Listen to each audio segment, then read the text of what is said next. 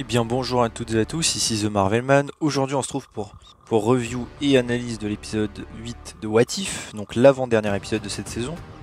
Car je rappelle, la saison 1 devait être en 10 épisodes, mais finalement elle a été raccourcie et un des épisodes sera en saison 2. D'ailleurs l'épisode repoussé, c'est l'épisode où d'Iron Man sur Sakaar, qui se fait traquer par Gamora en mode fille de Thanos. Mais je reparlerai de ça après en partie spoil plus tard. Et donc on va commencer par une petite review, donc sans spoil. On y va. Alors qu'est-ce que j'en ai pensé? Sans rentrer dans le détail, déjà qu'est-ce qui s'y passe? C'est le fait que Ultron dans cette histoire s'empare du corps de Vision et donc a gagné contre les Avengers, laissant que Black Widow et Hawkeye comme survivants. Et aussi Ultron s'empare des pierres d'infinité, après j'en dis pas plus. Et franchement qu'est-ce que j'en ai pensé? Et pour moi c'est clairement le meilleur épisode de What If, avec celui de Doctor Strange. Et voilà quoi, là il y a tout ce que je voulais voir au final dans What If. Enfin un vrai concept intéressant. En fait, c'est surtout avec cet épisode, par exemple, ou celui avec Strange, que tu te rends compte de la superficialité des autres. Les autres, c'est un peu plus, je trouve, vraiment plus du fanservice un petit peu gras souvent, et pour certains pas très intéressant. Là, c'est bien parce que ça joue vraiment avec la mythologie du MCU. On prend un vrai événement grave, et on fait qu'est-ce qui serait passé si. Pas juste il y a des zombies random qui débarquent, ou ça, même si j'ai bien aimé cet épisode, mais bref, c'est pas tout le problème. Juste là, on prend un événement vraiment marquant et qui a des conséquences, c'est ça que j'aime. Parce que beaucoup d'épisodes nous montrent des choses sans nous montrer les conséquences. Par exemple, l'épisode 3, avec les Avengers qui se font tuer un par un, on n'a aucune conséquence de cet épisode. Là, on voit ce qui s'est passé et on voit les conséquences, on les vit. Et franchement, c'est ça que je voulais voir. Pourquoi pas même, imaginons, si l'autre moitié de l'univers avait été snappé et voilà, les rôles inversés, quoi. Imaginons que ce soit Iron Man, Captain qui soit fait snapper par Thanos, ça aurait été un bon concept, ça. Ou que se serait-il passé si Civil War avait été différent, s'il n'y avait pas eu les accords de Sokovie, enfin voilà. Ça c'est pour moi, même si c'est assez logique et prévisible, c'est ce qui est intéressant à voir. Je veux dire honnêtement, même si c'était marrant, qui en a quelque chose à faire de Thor qui vient sur Terre pour faire une fête? On s'en fout. Là on voit des choses intéressantes, et celui de Doctor Strange, vous allez me dire, il n'est pas non plus ultra gros, mais au moins là ça nous apprend beaucoup de choses sur le mysticisme du MCU. On voit plein de créatures diverses, enfin ça enrichit beaucoup l'univers. Et surtout c'était très touchant, là où les autres sont assez osef. Et donc voilà, pour en venir vraiment à cet épisode, c'est tout ce que je voulais voir. Un épisode avec des conséquences, un méchant évidemment très charismatique. J'aimais beaucoup l'Ultron d'Avengers 2 aussi, je vois beaucoup de gens dire qu'à côté il était nul. Non, pour moi de toute façon c'est toujours le même personnage, il était excellent, juste. Là oui, il est plus mis en avant et le fait qu'il gagne, ça nous montre une nouvelle facette un peu du personnage. Pareil, le monde post-apocalyptique avec Black Widow et Hawkeye, pareil, sans trop en dire. C'est assez touchant et même si on passe pas énormément de temps avec eux, on s'attache quand même. Et on comprend évidemment tout ce qu'ils ressentent et ce que ça fait d'être les derniers survivants de l'humanité. Et surtout, comme j'en parlais d'ailleurs dans ma dernière review, je parlais surtout de la puissance. Et là, mon dieu, là on avait des vrais, pareil j'en dis pas trop, mais des démonstrations de puissance, mais monstrueuses. J'en reparlerai plus en détail en partie spoil, mais Ultron utilise vraiment les pierres d'infinité. C'est ce qui m'avait extrêmement déçu avec Infinity War et Endgame, c'est que Thanos n'utilise absolument pas les pierres ou les utilise extrêmement mal. Et elles sont très faibles dans Infinity War. Genre quoi, le mec il fait juste un petit rayon violet sur Iron Man et Iron Man peut le bloquer avec un bouclier, on parle de la pierre du pouvoir. Là c'est pas la même chose pour le coup, là Ultron utilise les pierres d'une manière, voilà. Le gars il peut vraiment tout détruire. Et d'ailleurs il a un petit combat, alors bon je sais pas si je le dis, je pense que je vais pas le dire au cas où en partie no spoil. Mais il a une rencontre avec un certain personnage et juste il utilise ses pouvoirs de manière logique et il le détruit en une seconde. Ce que je disais qui aurait pu se passer dans d'autres films très facilement si les persos avaient un minimum de logique. Donc voilà, en tout cas je vous conseille vraiment d'aller voir cet épisode si vous ne l'avez pas vu. Je pense que vous allez vraiment prendre un bon moment, vraiment. Et donc on est parti en spoil. Alors maintenant on va passer donc en spoil, mais avant tout, je vais vous parler de petites incohérences temporelles, parce qu'il y en a beaucoup dans cet épisode, voire même d'incohérences pas temporelles mais juste logiques. Et oui je sais, même si c'est What If, blablabla, ce n'est pas la même timeline, ça n'excuse pas tout, vu que la série se vend comme une timeline dérivée du MCU, ce qui n'est en fait pas le cas. Alors problème temporel donc, l'ère d'Ultron se passe en mai 2015. Ça se passe après, vers la saison 2 d'Agent of Shield, dans la timeline principale, après Jessica Jones, saison 1, enfin voilà. C'est en 2015. Or, les Gardiens de la Galaxie 1 se passent en 2014, et les Gardiens 2, 2 mois après. Les Gardiens 2, il me semble, se passent en septembre à peu près 2014 ou octobre. Par rapport au temps terrestre, je veux dire bien sûr. Donc le fait qu'on voit quand Ultron part dans l'espace pour tout détruire, qu'on voit les Gardiens sur la planète de Ayesha, ça n'a évidemment aucun sens. Car à ce moment-là, ils sont devenus assez ennemis jurés. Et aussi, autre incohérence, c'est que Ego, évidemment, est en vie. Ce qui ne fait pas sens, puisqu'il est détruit en 2014. Donc voilà, c'est encore une fois, je veux dire, objectivement, What If, c'est un de mes problèmes aussi, c'est que la série n'est pas vraiment travaillée au final. Surtout pour la cohérence. C'est vrai que le MCU, en général, maintenant, s'en fiche pas mal de la cohérence. Et commence vraiment à devenir un univers beaucoup plus comique, c'est-à-dire on mélange un peu tout et n'importe quoi, et on s'en fout si ça fait sens ou pas. Mais je trouve ça dommage. De plus, autre incohérence, c'est évidemment, quand Thanos arrive, il a 5 pierres.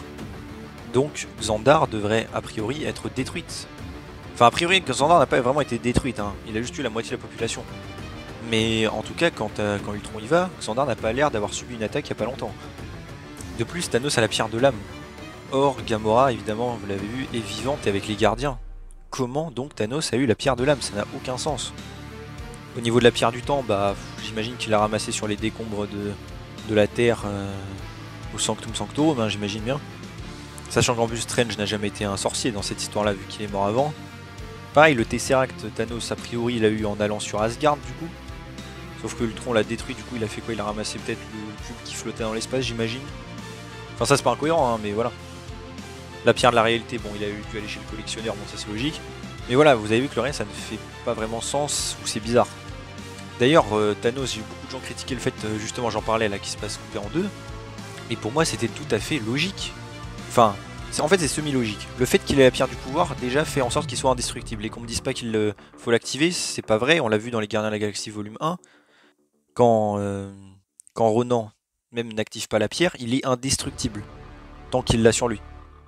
Donc Thanos devrait être indestructible aussi. Après, il y a Thanos, il se fait couper en deux. Et en vrai, comme j'ai dit, c'est logique. Niveau puissance, c'est logique. Ultron, il est pas débile. Il a vu Thanos arriver, direct. Bim, il active son pouvoir, il le tranche en deux. Il va pas attendre 4 ans. Et c'est pour ça que j'ai bien aimé Ultron. Il est pas bête. Ultron, lui, il utilise les pierres convenablement. C'est ça que j'ai un des défauts d'Infinity War Endgame. C'est que les persos utilisent les pierres d'une manière totalement débile. Et les pierres sont extrêmement faibles. Genre Thanos qui utilise la pierre de pouvoir contre Tony Stark, qui peut la bloquer avec un petit bouclier. Non, c'est pas possible. Même il sait pas s'en servir, pareil, il fait que des petits rayons et tout. Là, Ultron, il utilise les pierres convenablement. Il crée son armure en une seconde avec la pierre de la réalité, enfin voilà. Après, il se fait des vaisseaux, ça c'est plus pour le style, hein. Vu qu'il a une partie de Tony Stark en lui quand même. Il vient, il détruit les planètes, et voilà, il a tout accompli. Et c'est ça que j'ai kiffé, on ressent la puissance d'Ultron. Là, c'est les pierres, voilà quoi. Et même quand il se bat évidemment avec le gardien, hein, un très beau combat. Voilà quoi, le mec, ils ont des échelles de puissance de monstres. Le gars, il peut devenir géant, bouffer une galaxie, c'est normal. Il a les pierres de l'infini, il peut tout faire avec. Mais à chaque coup, il pète la réalité, il traverse une autre. Enfin, voilà, ça c'est de la puissance. Et ça, c'est un truc qui manquait énormément à Infinity War et Endgame. Après, le seul, peut-être aussi autre incohérence, c'est les pierres ne sont pas censées fonctionner en dehors de leur univers. Alors du coup, bon, j'espère que ce sera expliqué, sinon c'est une incohérence.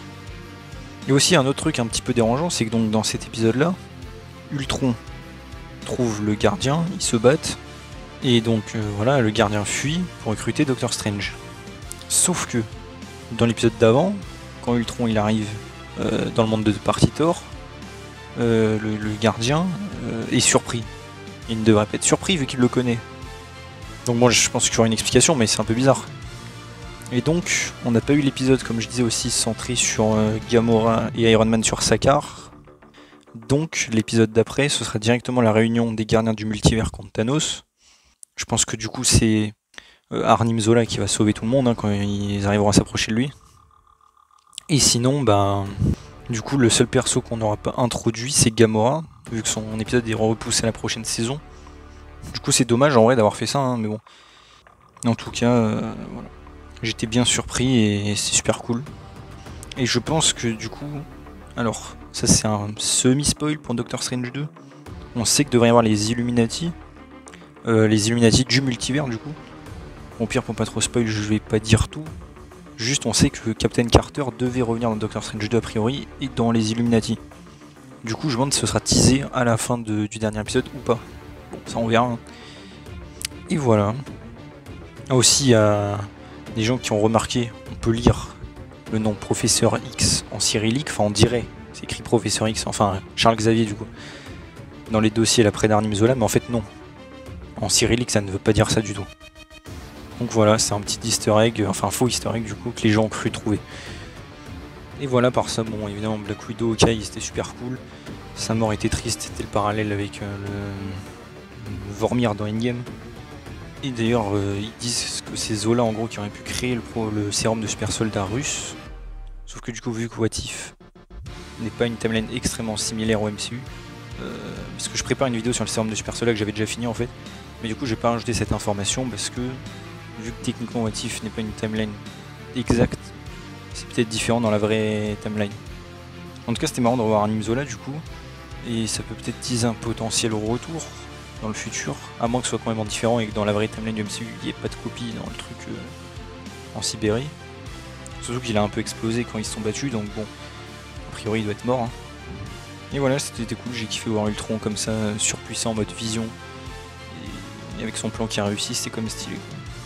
Du coup, bah, j'espère un combat de malade pour la fin, même si je vois pas trop comment même les héros pourront faire quelque chose contre lui, j'imagine le retarder. J'imagine que ce sera un peu une action en mode suicide. Hein. En tout cas, voilà, j'ai kiffé le design et tout. Et c'est vrai que c'est là qu'on voit qu'Ultron, il a manqué un peu quand même. J'aimais beaucoup celui d'Avengers 2, donc ça m'a fait plaisir. Et voilà quoi, le gardien qui est terrorisé quand il le voit et tout, et le combat, voilà. C'était super bien. Et voilà, c'est déjà tout pour cette 8ème review de What If. J'espère que ça vous a plu, n'hésitez pas à vous abonner, liker, commenter, partager, activer la cloche. Et on se retrouve bientôt pour une nouvelle vidéo. Salut tout le monde.